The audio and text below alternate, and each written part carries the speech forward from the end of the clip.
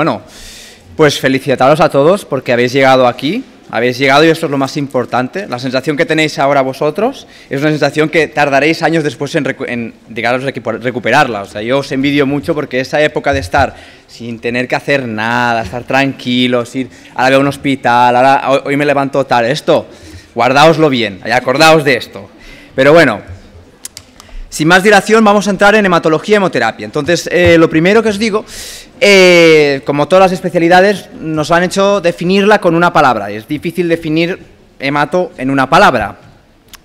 Entonces, tras bastante pensarlo y todo esto, se me ha ocurrido que podíamos decir que es una especialidad roja, ¿vale? Es una especialidad roja, ¿vale? Si alguien no lo entiende, que coja el libro de Amir de Hemato y lo vea por qué es roja. Pero lo importante, ¿por qué es roja? Es una especialidad, primeramente, muy intensa, es una especialidad que pide mucho de ti, que pide que te esfuerces, porque probablemente el enfermo o el paciente tenga una enfermedad que no es muy fácil, sino que suelen ser complejas, que además se mezclan cosas, son pacientes difíciles, ¿de acuerdo? Y esto hace que tú estés muy implicado.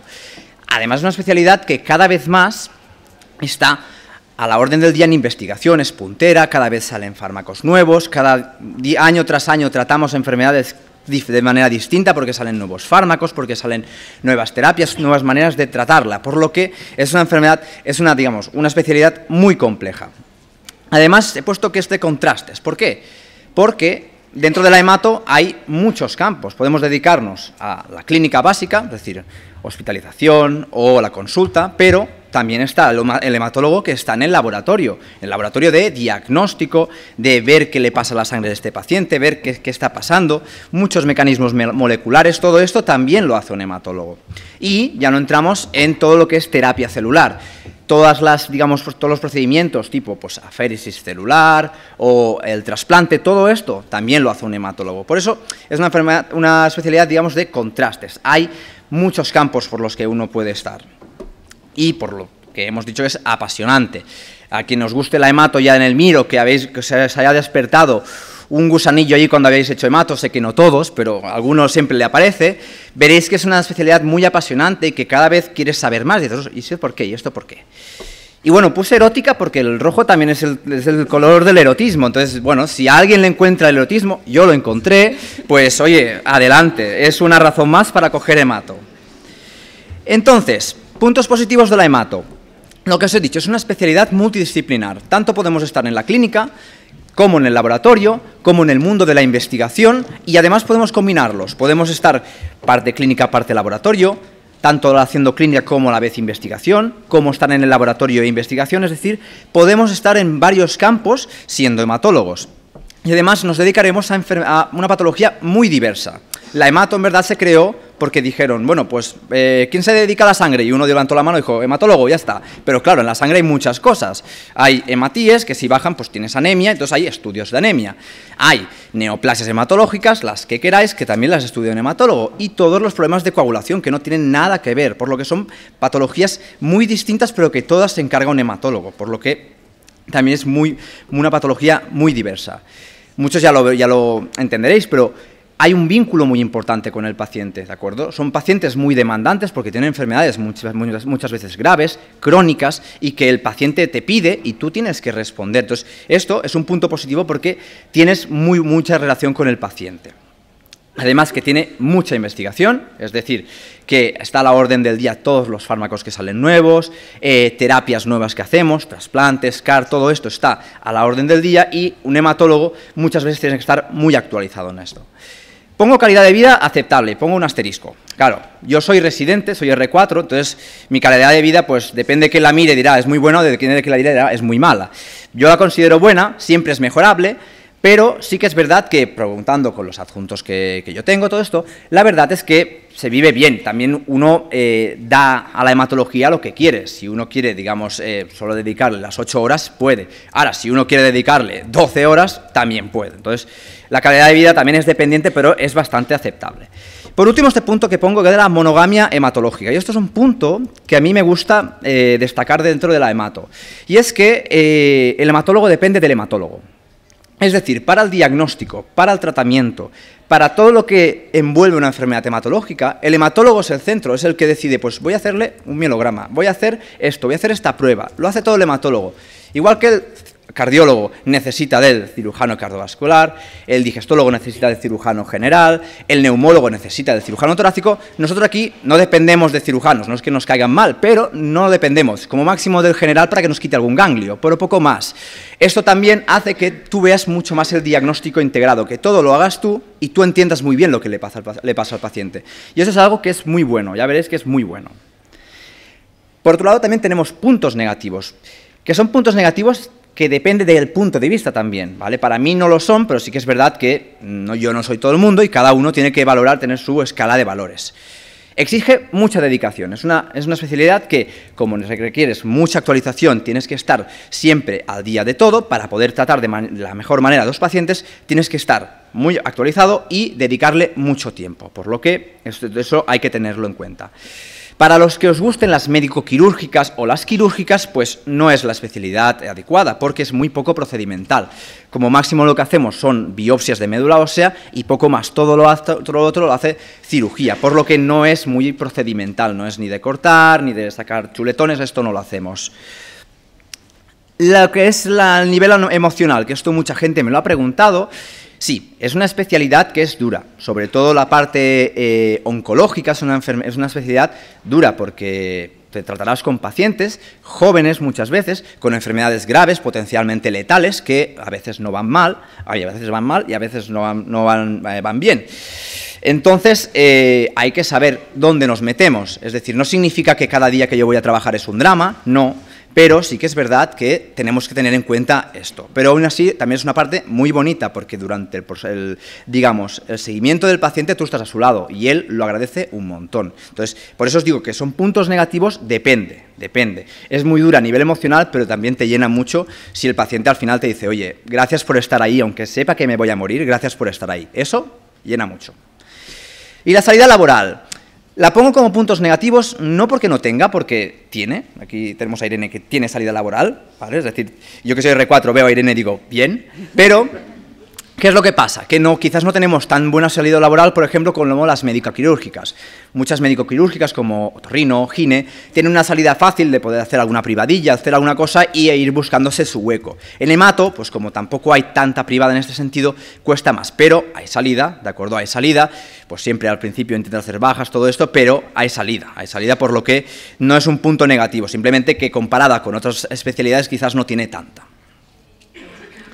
Entonces, la residencia, si bien es distinta en cada hospital, normalmente sigue un mismo patrón. El R1 hace rotaciones varias, que está estipulado por el BOE, pero que básicamente son rotaciones de tipo medicina interna, urgencias y luego pues un poti-poti de lo que le convenga al hospital. Yo, por ejemplo, siempre pongo el ejemplo, yo roté en trasplante hepático y diréis, ¿qué hago yo en trasplante hepático? Pues me lo pasé muy bien. Ahora, no voy a trasplantar un hígado nunca, pero me lo pasé muy bien.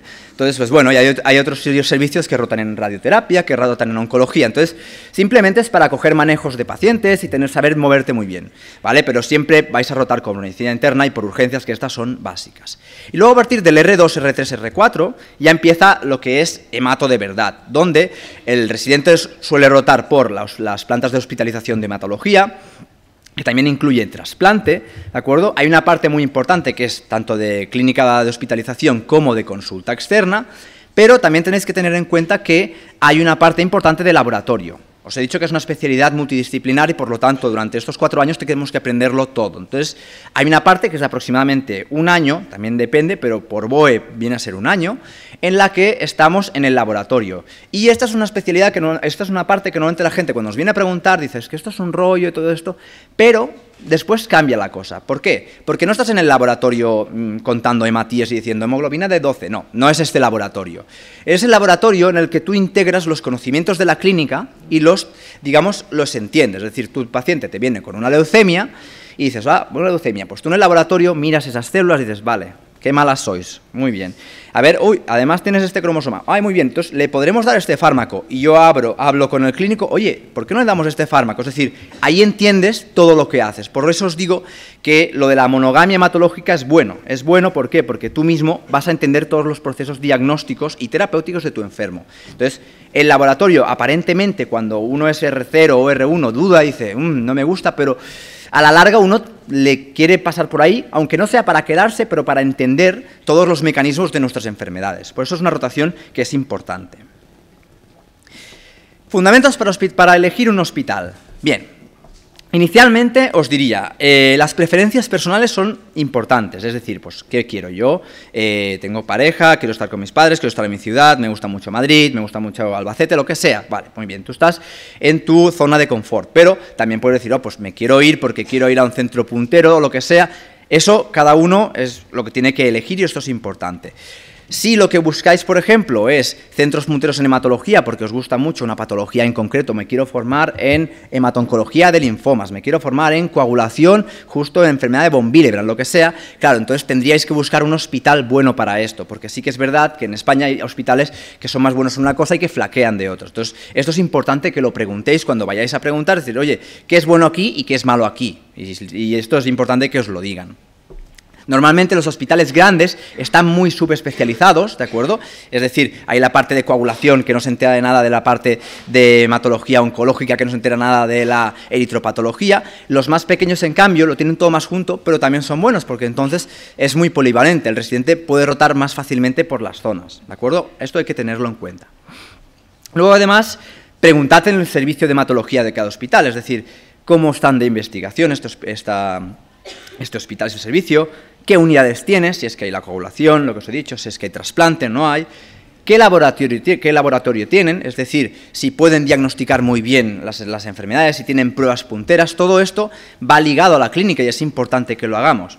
Y dentro de todo esto, la participación del residente, es decir, vale, ¿y el residente qué hace aquí? ¿Pincha y corta o solo mira? Y esto es importante también que lo preguntéis, ¿de acuerdo? La mayoría de hospitales de España, por lo que yo tengo entendido, el residente participa y es más, es vital porque saca mucho trabajo. Entonces, es importante que preguntéis qué hace el residente en el servicio, ¿vale? ¿Qué pincha, qué hace?